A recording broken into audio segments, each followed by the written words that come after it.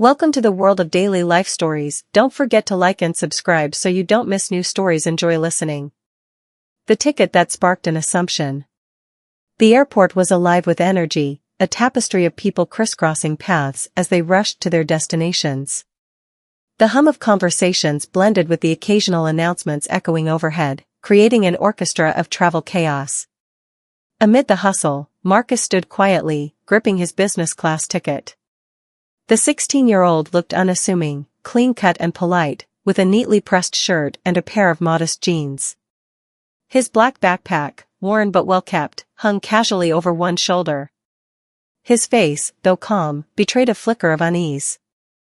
This was his first time flying alone. His father, a man of immense means, had encouraged Marcus to embrace independence, and this trip was his first step. Though the wealth that surrounded Marcus's life was extraordinary, he preferred to move through the world unpretentiously, blending in rather than standing out. As Marcus approached the boarding gate, the woman managing the business class line, Karen, caught sight of him. Karen was the lead flight attendant for this flight, and she carried herself with a confidence that often tipped into arrogance. Her blonde hair was pinned into a tight bun, and her smile, when she chose to offer one, seemed more of a formality than a genuine expression. Karen glanced at Marcus, her brow furrowing ever so slightly. He didn't fit the profile of her usual business class passengers, middle-aged professionals in suits, families with designer luggage, or tech entrepreneurs glued to their phones. Her eyes lingered for a beat too long before her lips curled into a faint, judgmental smirk. "Excuse me," Karen said curtly as Marcus handed her his ticket. She inspected it as though it were counterfeit. "This is for business class." "Yes, ma'am," Marcus replied softly, his voice steady but respectful. Karen's eyes darted between Marcus and the ticket. Her tone grew colder. "Are you sure you're in the right line?" Marcus blinked, caught off guard. "I'm pretty sure. That's the ticket my dad gave me." Karen raised an eyebrow, clearly unconvinced. She leaned closer, lowering her voice to a conspiratorial whisper. "Look, if this is some kind of mistake, you need to tell me now. Otherwise, it's going to be embarrassing for everyone." Marcus felt heat rising in his cheeks, but he maintained his composure. "There's no mistake. That's my ticket." Karen's colleague, a younger attendant named Sarah, glanced over. She had been quietly observing the exchange and frowned slightly. Sarah had worked with Karen long enough to recognize her biases, even if Karen never admitted to them. "Karen," Sarah interjected, trying to defuse the situation, "it's probably fine. Let me handle." "No, I've got this," Karen snapped, cutting her off. She turned back to Marcus, her gaze piercing. "Listen, young man, this line is for business class. If you can't afford the seat, you should go to the main cabin line." A small group of passengers in line behind Marcus started to murmur. Some craned their necks to see what was happening. Marcus's heart sank, but he squared his shoulders. He wasn't about to let anyone bully him into silence. "Ma'am, my ticket is valid," he said firmly. "If there's an issue, maybe you should scan it and check." Karen hesitated, clearly irritated by his calm defiance. With an exaggerated sigh, she scanned the ticket. When the system confirmed Marcus's seat in business class, her expression faltered, but only briefly. "Fine," she said, her voice dripping with condescension. "But I'll be watching." Marcus didn't respond. He simply picked up his backpack and walked past her toward the jet bridge. As he did, he heard Karen mutter under her breath, "Must have been a gift or a mistake." Sarah shook her head, feeling a pang of guilt for not standing up more assertively. She wanted to believe Karen would learn from these moments, but deep down, she doubted it. Marcus found his seat near the window, quietly settling in as the cabin filled with passengers. He opened his backpack, pulling out a well-worn novel his father had given him. Reading always helped calm his nerves. But the peace didn't last long. Minutes later, Karen appeared in the aisle, scanning the cabin with a hawk-like intensity. When her eyes landed on Marcus, she marched over. "Sir," she said sharply, her tone loud enough for nearby passengers to hear. I need to see your ticket again. Marcus looked up, confused but not surprised. I already showed you at the gate. I'm asking again, Karen insisted, her voice firm. There's been some confusion. Passengers nearby exchanged glances, their curiosity piqued. One man in a suit muttered, "What's the holdup?" Marcus handed her the ticket without a word. She scrutinized it again, as if expecting it to magically transform into something else. When it didn't, she gave a tight, reluctant nod and handed it back. Karen turned and stalked away, but not before muttering something under her breath again, something Marcus couldn't quite make out but felt in his gut wasn't kind. He closed his eyes, taking a deep breath. This wasn't the first time he'd been underestimated, and he doubted it would be the last. But he reminded himself why he was here. This trip wasn't just about independence. It was about proving, to himself and others, that he belonged in any room he walked into, no matter who doubted him. What Marcus didn't know was that the situation was far from over. And by the end of this flight, Karen's actions would come back to haunt her in ways she couldn't have imagined. The business class cabin began to settle as passengers stowed their belongings and exchanged polite greetings. The faint hum of conversation filled the space, a quiet prelude to the hours of air travel ahead. Marcus sat by the window, the soft leather of the business class seat offering a kind of comfort he didn't often experience. Despite his outward calm, the encounter with Karen lingered in his mind, gnawing at the edges of his composure. He opened his book, letting the familiar lines of text ground him as he focused on the words. Karen, meanwhile, was still fuming. She stood in the galley, arms crossed tightly over her uniform. She couldn't shake the irritation bubbling inside her. Something about the boy in 4A unsettled her, though she couldn't articulate why. To her, Marcus didn't belong. His quiet confidence, his calm defiance, both had struck a nerve. Entitled, she muttered to herself. Probably some kid who got lucky. Her colleague Sarah glanced up from where she was arranging snacks on a tray. You're still thinking about that kid? She asked, her tone light but curious. Karen, his ticket checked out. Maybe let it go? Karen scoffed. It's not about the ticket. It's about, well, you know. We see this all the time. Someone sneaks into a seat they didn't pay for, hoping no one will notice. Sarah frowned, hesitating. She didn't agree, but she knew Karen well enough to recognize that arguing wouldn't change her mind. Well, if he's sitting there, he must have a reason. Let's just focus on the flight, okay? Karen didn't respond, but her silence was telling. She wasn't done with Marcus, not by a long shot. The flight took off smoothly, the roar of the engines drowning out the murmurs of the passengers. Marcus watched through the window as the ground fell away, the sprawling city below shrinking into a patchwork of lights. Despite the tension earlier, he felt a small thrill of excitement. He was on his way to an important destination, one that marked the start of something new for him. He'd been selected to represent his school at an international youth summit, an honor that meant the world to him, and, he hoped, would make his father proud. As the plane leveled out, the flight attendants began their rounds. Karen, with her clipboard in hand, walked briskly through the aisle, her sharp eyes scanning the rows. When she reached Marcus, she paused deliberately. He looked up, catching her gaze. Her expression was unreadable, but the tension between them was palpable. Anything to drink? She asked, her tone clipped. Water, please, Marcus replied politely. Karen poured the water with mechanical precision, handing him the glass without a word. Marcus accepted it with a quiet, thank you. Karen lingered for a moment longer than necessary, as if searching for a reason to question him again, but eventually moved on. Sarah, following behind, stopped briefly by Marcus's seat. She offered him a genuine smile. If you need anything else, just let us know, okay, she said, her voice kind. Thank you, Marcus said, his voice soft but appreciative. The warmth in Sarah's demeanor was a welcome contrast to Karen's icy behavior. As the flight progressed, Marcus focused on his book, trying to block out the unease that Karen's actions had stirred. Around him, other passengers worked on laptops, watched movies, or reclined their seats for a nap.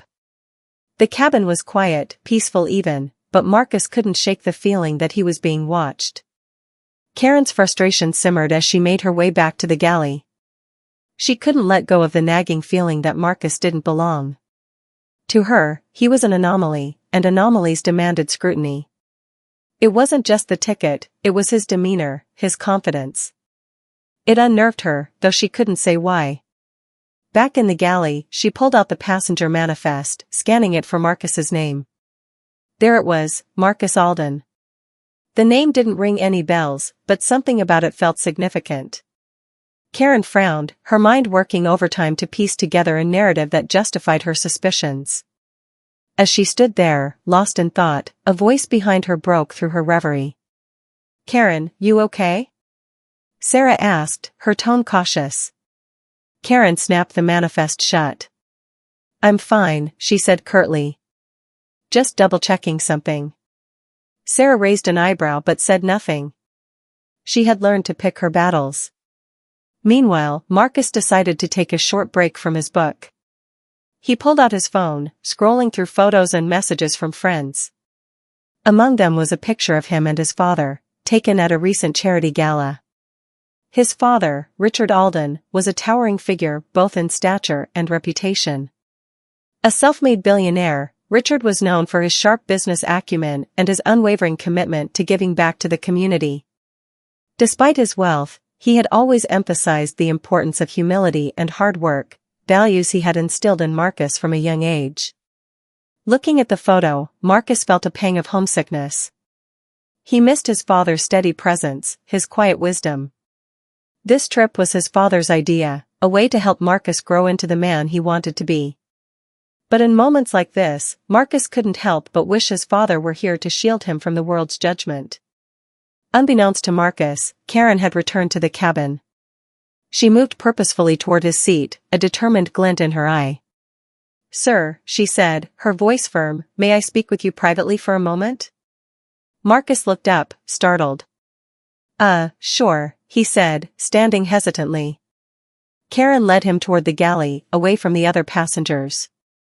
Sarah watched from a distance, her concern growing. She had a bad feeling about this. Once they were out of earshot, Karen crossed her arms. "Listen," she began, her tone accusatory, "I don't know how you got that ticket, but I need you to be honest with me. Did someone give it to you? Or did you take it from someone else?" Marcus stared at her, stunned. "What? No. That's my ticket. I told you." Karen shook her head. "It doesn't add up. You don't look like someone who flies business class." The words hung in the air, heavy and unmistakably loaded. Marcus felt his chest tighten, his heart pounding. He had faced prejudice before, but the blatant nature of Karen's assumption caught him off guard. "Ma'am," he said, his voice trembling with a mix of anger and hurt, "I don't know what you think you're doing, but I've done nothing wrong.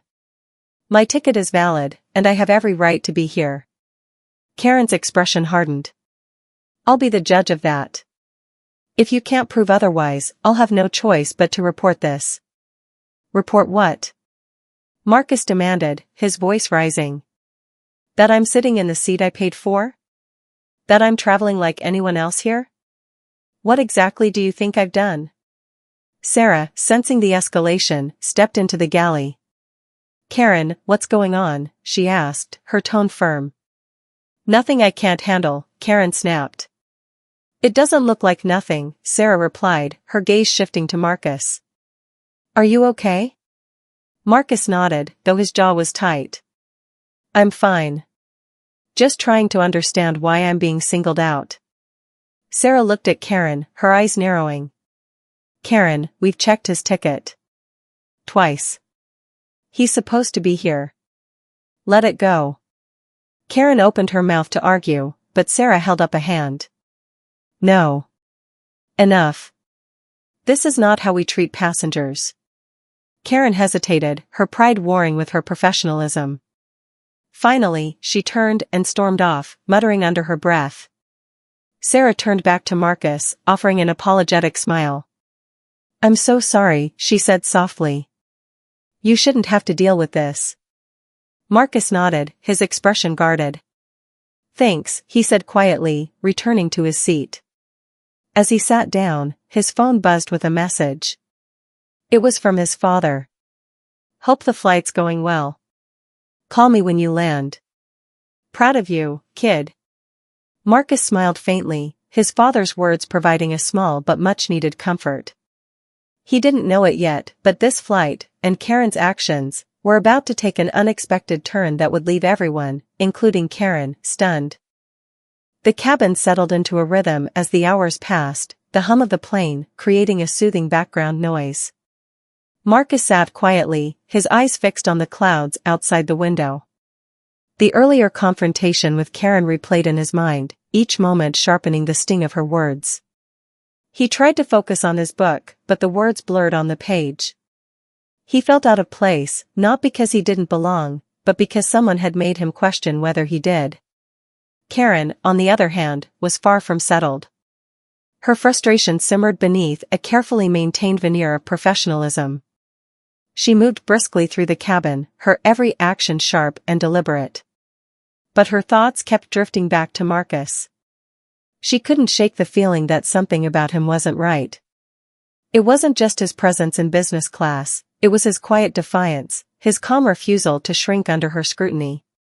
It made her feel uneasy, though she couldn't pinpoint why. In the galley, Sarah observed Karen with a mix of concern and frustration. She'd seen Karen's biases surface before, but this felt different. Karen seemed fixated on Marcus in a way that went beyond her usual behavior. Sarah wanted to intervene, but she wasn't sure how. Confronting Karen directly rarely ended well, and she didn't want to make the situation worse for Marcus. As the attendants prepared the meal service, Sarah decided to check on Marcus. She approached his seat with a warm smile, a tray of food balanced in her hands. Hi, she said softly, setting the tray on his table. I thought you might be hungry. Let me know if you need anything else, okay? Marcus looked up, his expression guarded but grateful. Thank you, he said, his voice steady but quiet. Sarah hesitated, then leaned in slightly.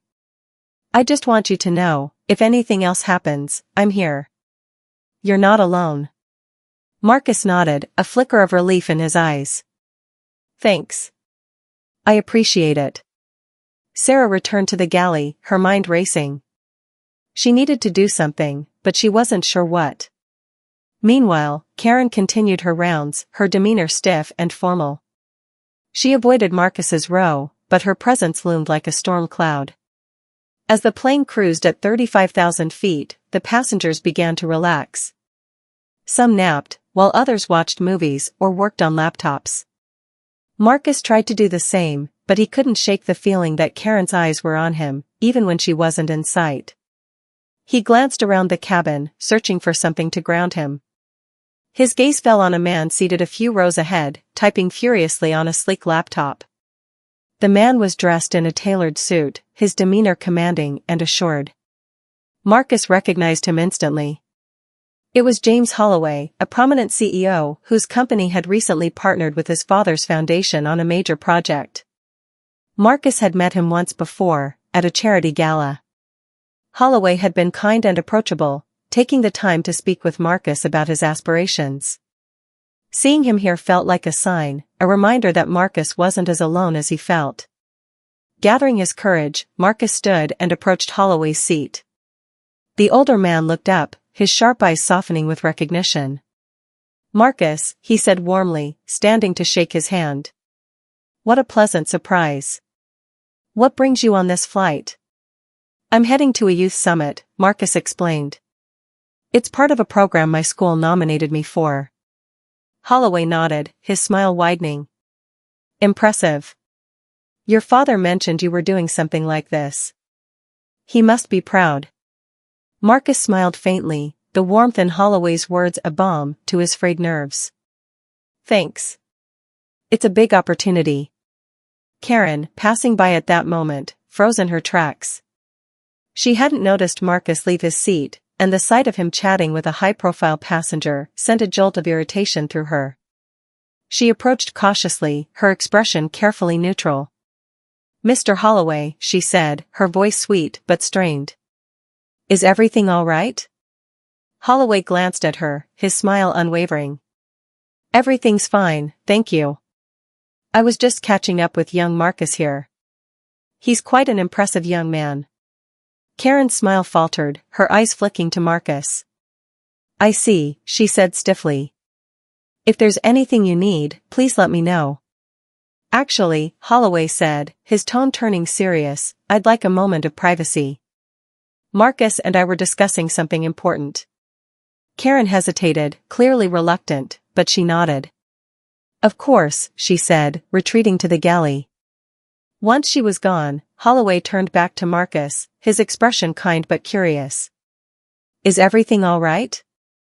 You seemed a little tense." Marcus hesitated, then decided to be honest. "One of the flight attendants has been difficult. I think she doesn't believe I belong here." Holloway's eyes darkened slightly, his jaw tightening. "I see. I'm sorry to hear that, Marcus. Unfortunately, some people still judge others by appearances. But let me assure you, you belong wherever you choose to be." "Thank you," Marcus said, his voice quiet but sincere. "That means a lot." Holloway nodded, clapping him gently on the shoulder. "Stay strong, young man. You've got a bright future ahead." As Marcus returned to his seat, a strange sense of empowerment settled over him. He wasn't sure what, if anything, would come of his interaction with Holloway, but it felt good to be seen, to be validated. He settled back into his seat, opening his book again. This time, the words on the page came into sharper focus. Karen, meanwhile, was pacing in the galley, her frustration boiling over. She couldn't believe Marcus had the audacity to approach a business titan like James Holloway. It only reinforced her belief that he was out of place, overstepping his bounds. She didn't realize her actions were being closely watched, not just by Sarah, but by other passengers as well. One passenger, a middle-aged woman seated across the aisle, had been observing Karen's behavior with growing disapproval. She'd seen Karen's interactions with Marcus and recognized the underlying prejudice. As the flight continued, the woman decided she couldn't stay silent. When Karen passed by her seat, the woman spoke up. "Excuse me," she said, her tone firm but polite. Karen stopped, her professional smile snapping into place. "Yes, ma'am? How can I help you?" "I couldn't help but notice how you've been treating that young man in 4A, the woman said. "I think it's inappropriate, and frankly, unprofessional." Karen blinked, caught off guard. "I'm sorry if it seemed that way, but I was simply doing my job." "Your job doesn't include singling out a passenger based on your assumptions," the woman said sharply. "That boy hasn't done anything wrong. You owe him an apology." Karen flushed, her composure slipping. "I assure you, there's been a misunderstanding." "There's no misunderstanding," the woman interrupted. "I've been watching, and so have others. If you don't address this properly, I'll make sure the airline hears about it." Karen opened her mouth to respond, but the words stuck in her throat. She nodded curtly and walked away, her cheeks burning with humiliation. In the galley, Karen leaned against the counter, her mind racing. She had never been called out so publicly before. It was a humbling, and deeply uncomfortable, experience. For the first time, she began to question her actions, wondering if her assumptions about Marcus had been unfair. As the plane prepared for its descent, Karen approached Marcus's seat. She stood there for a moment, her expression a mix of discomfort and reluctance. "Mr. Alden," she said finally, her voice low. "I wanted to apologize for earlier. I may have misjudged you." Marcus looked up, surprised but wary. He studied her for a moment before nodding. "Thank you," he said simply. Karen nodded stiffly and walked away, her apology feeling both inadequate and overdue. For Marcus, it was a small victory, but it didn't erase the sting of her earlier behavior. As the plane landed and the passengers disembarked, Marcus felt a renewed sense of determination. The journey had been challenging, but it had also shown him the power of resilience and the importance of standing firm in the face of prejudice. What he didn't know was that this experience would soon take on a life of its own, setting the stage for an even bigger confrontation to come. As the plane touched down and began its taxi to the gate, Marcus exhaled deeply, the tension of the flight beginning to lift. He gathered his belongings methodically, glancing around at the other passengers. Many were busy with their own routines, phones out, bags pulled from overhead bins, conversations about connecting flights or their final destinations filling the cabin. For Marcus, the ordeal with Karen felt both distant and immediate, like a bad memory that hadn't quite settled into the past. Karen, standing near the front of the cabin, watched the passengers disembark with a forced smile. Her encounter with Marcus and the other passengers' critique still churned in her mind, leaving her uncharacteristically quiet. She prided herself on maintaining control in every situation, but this flight had unraveled that sense of authority. Her earlier apology, though sincere in part, felt hollow. Deep down, she couldn't fully reconcile her actions with the reality of what had transpired. Marcus stepped off the plane and into the bustling terminal, his backpack slung over one shoulder. He was eager to leave the tension behind and focus on his purpose for this trip. The youth summit was an opportunity he had worked hard for, a chance to represent his school and make connections that could shape his future. Still, the events of the flight lingered in the back of his mind, a reminder of the challenges he faced simply because of how others perceived him. As he made his way toward baggage claim, Marcus felt a tap on his shoulder. Turning, he was surprised to see James Holloway. "Marcus," Holloway greeted warmly, his voice cutting through the noise of the terminal. "Got a minute?" "Yes, sir," Marcus replied, curious but respectful. "I couldn't help but notice the way you handled yourself on that flight," Holloway said. "You showed remarkable composure under pressure. That's not something you see every day, especially in someone your age." Marcus shifted slightly, unsure how to respond. "Thank you, sir. I just did what I thought was right." Holloway nodded. "Exactly. And that's why I'd like to help. Your father speaks highly of you, and now I can see why. If you're open to it, I'd like to introduce you to a few people at the summit, people who can open doors for someone like you." Marcus's eyes widened in surprise. "Really? That would mean a lot. Thank you." "Consider it done," Holloway said with a smile. "I'll make some calls. You've got a bright future, Marcus. Don't let anyone make you think otherwise." They exchanged a firm handshake, and Holloway walked off, his phone already in hand. Marcus stood there for a moment, absorbing the unexpected turn of events. Despite the challenges of the flight, things were looking up. But the story wasn't over. Back on the plane, Karen had remained behind with the crew to oversee the cleanup and prepare for the next flight. She couldn't shake the unease that had settled in her chest. The day had been a string of missteps, and while she could justify some of her actions to herself, the lingering doubt gnawed at her. As she finished her tasks, Karen noticed Sarah standing nearby, her arms crossed and her expression serious. "Karen, can we talk?" Sarah asked, her tone leaving no room for refusal. Karen sighed but nodded, following Sarah to a quiet corner of the galley. "What is it?" "Look, I've kept quiet for most of this, but I can't anymore," Sarah began, her voice steady but firm. "The way you treated that boy, it wasn't okay. And you know it." Karen stiffened.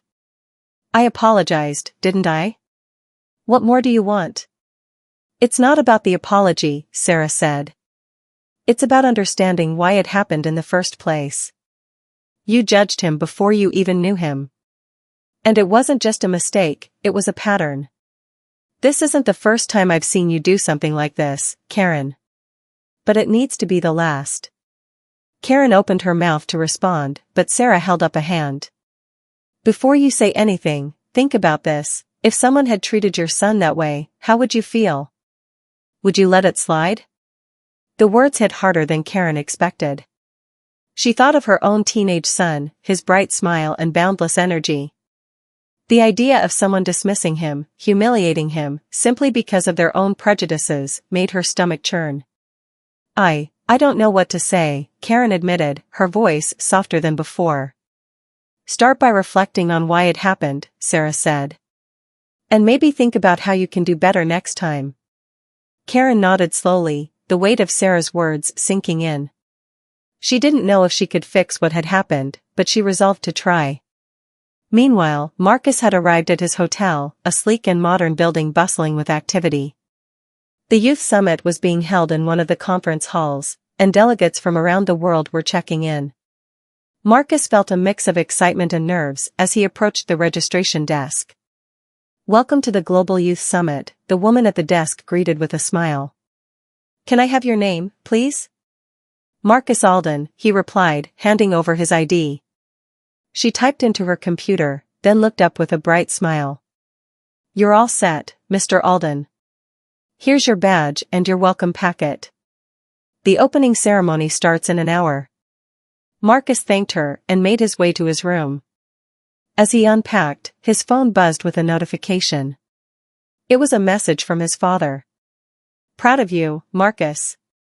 Heard from Holloway about the flight. Call me when you can. Marcus smiled, the weight of the day beginning to lift. He had made it. Despite everything, he was here, ready to represent himself and his community. What Marcus didn't know was that the story of his flight was already spreading.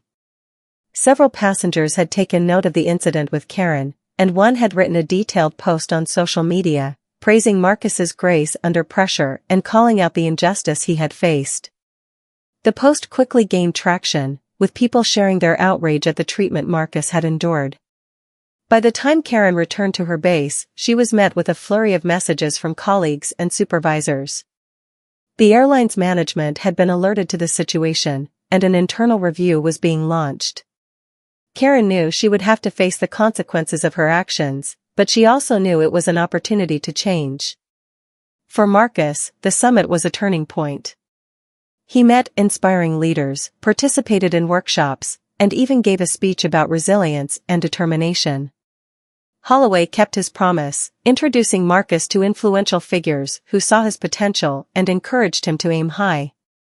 As the summit came to a close, Marcus felt a newfound confidence.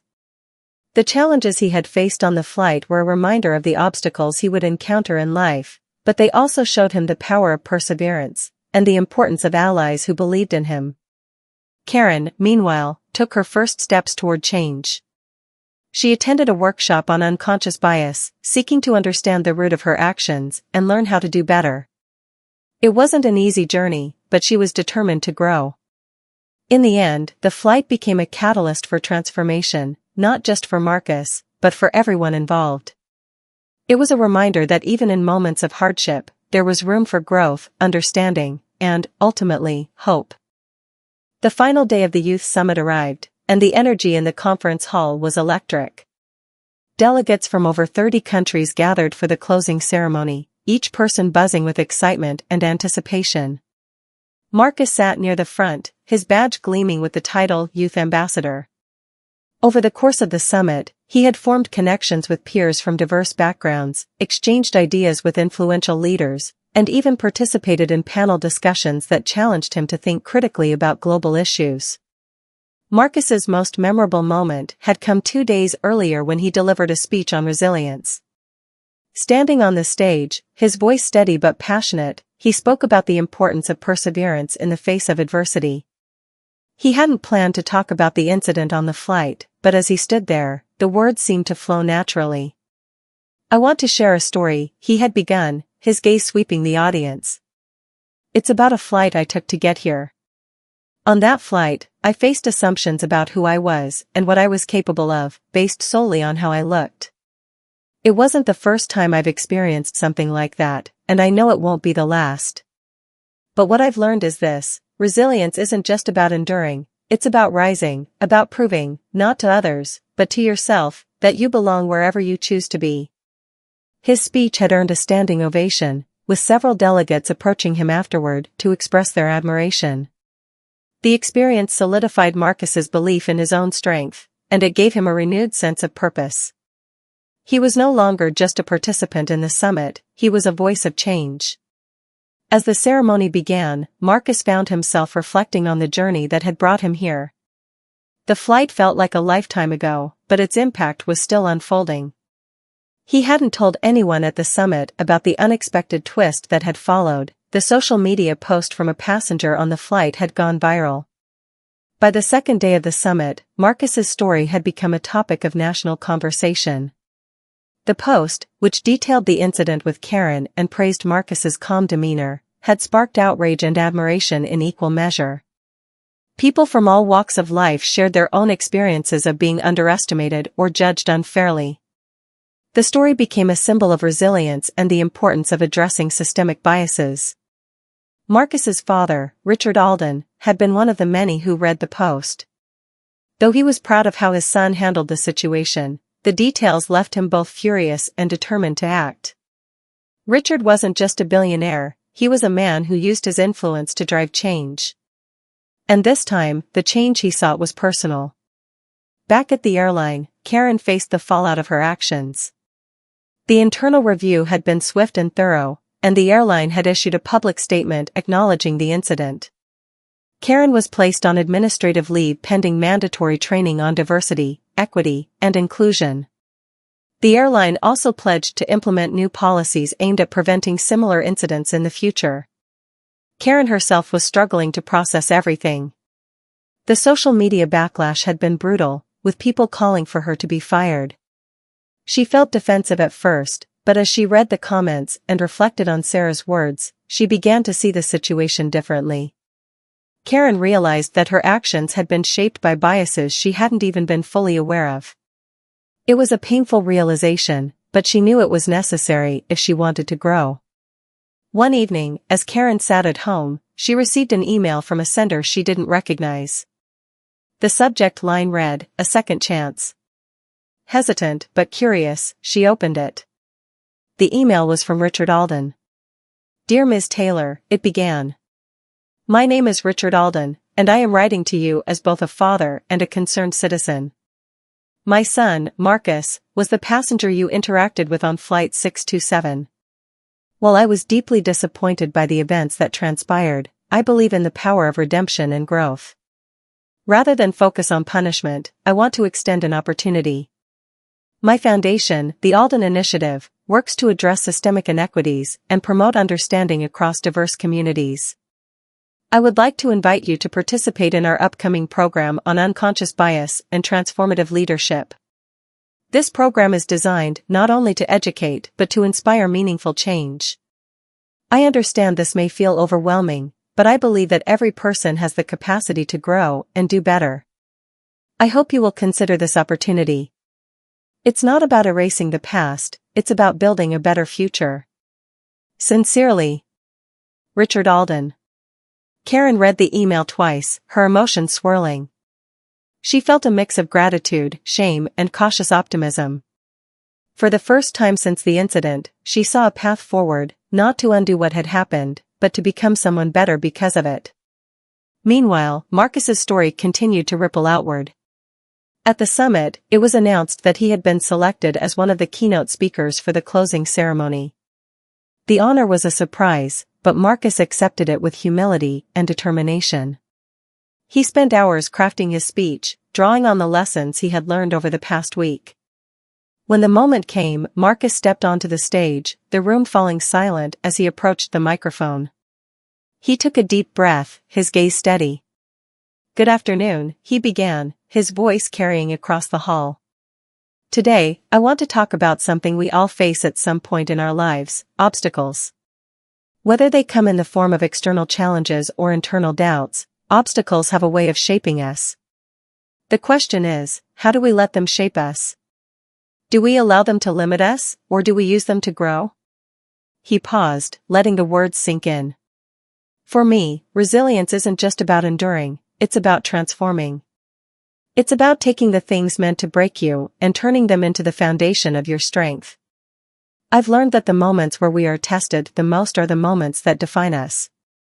They teach us who we are and what we stand for." Marcus's voice grew stronger as he continued.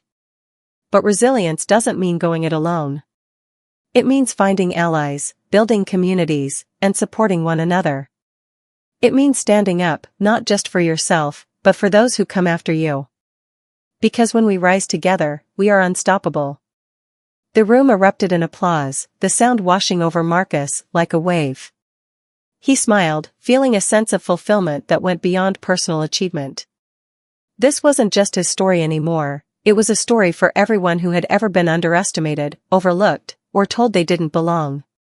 As the summit concluded, Marcus left with a renewed sense of purpose. The flight that had started as a challenge had become a catalyst for growth, not just for him, but for everyone involved. Karen, now enrolled in the Alden Initiative program, began a journey of self-discovery and change. Richard Alden, inspired by his son's strength, expanded the foundation's efforts to include a broader focus on combating bias in industries like aviation. And Marcus?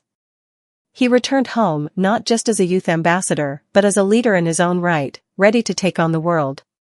The story of that flight didn't end in the sky. It became a movement, a reminder that even in moments of adversity, there is the potential for transformation, understanding, and hope.